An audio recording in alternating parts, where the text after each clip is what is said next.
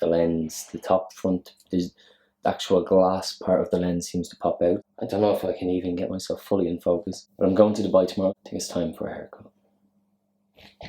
And we're back. Okay. I wanted to do this.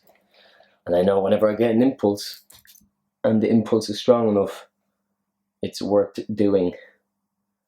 Because at least you were you in that moment, even if afterwards you might regret it. Sometimes it's good to just be impulsive. I think this is a good idea, but I'm not totally sure. Today it's all hair, and hair grows back.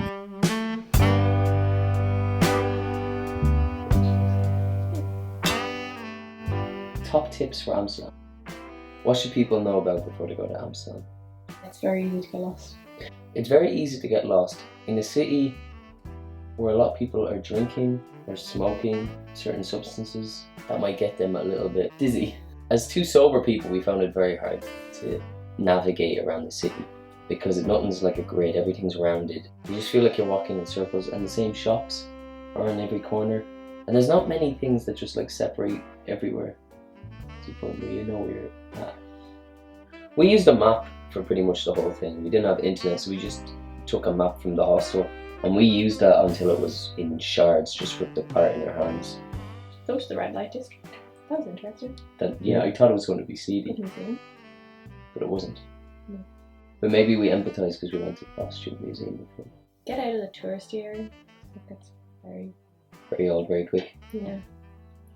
2 days there, you're well fed up with sex shops and weed shops and pizza and waffles. Those 4 things on repeat. Yeah. People say that to anywhere you go. If you're visiting countries, get out the touristy parts, you know? It's like, oh, do the touristy things, but then like make sure you get out of it. Yeah, a good tip for Amsterdam is you can get a 3-day ticket that like covers like tram and metro and things of that nature, and that's really handy, especially because that's the best way to move around the city. Watch out for cyclists. They're everywhere and they've got their own footpath, and also the footpaths aren't even like that greatly separated, so you can easily stumble onto like the cyclist footpath and then get run over. So just like keep an eye out for that. What did you think of the hostel? It's cool. Recommend staying there. It was a pretty good price. Didn't book that far in advance, so it was pretty good. Mm. It's called the Student Hotel, and it was in Jan van Galen's. Yeah. I mean, I don't know if that's the right pronunciation, but that sounded really good. Yeah, it was really good. Not far from the city. No, it was nice to be out there. It's a really good like bar / place to get food. Hospital, fish. They had really excellent nachos, veg nachos. All the guac, all the beans. Would you say Amsterdam has good food? It was very good food, but it's very metropolitan. Yeah. I didn't feel like anything we got was very different. Well, I suppose we're both vegetarian, and a lot of different things that you can eat in different cities has to like revolve around meat. Oh yeah. Okay, what's the best thing about Amsterdam? What was the best thing about the weekend? I liked kind of seeing a forward city that was very much about like pedestrians and very much about everyone taking a bike. And I also really liked how many men we saw with their kids. Yeah. I'm intrigued by that. So many men walking around with their like children. But it shouldn't even be something to comment. It should just be like, Yeah. I will say that I enjoyed public urinating. Public urination. I like peeing outdoors. I liked going into those little spirally things and taking a pee. That was the highlight of your trip. No, it wasn't the highlight, but it's like top 5. Okay. I don't know how they go about it, but there should be like a female version of it. No.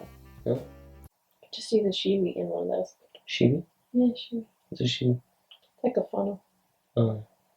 What did you not like about Amsterdam? Could you advise something to stay away from?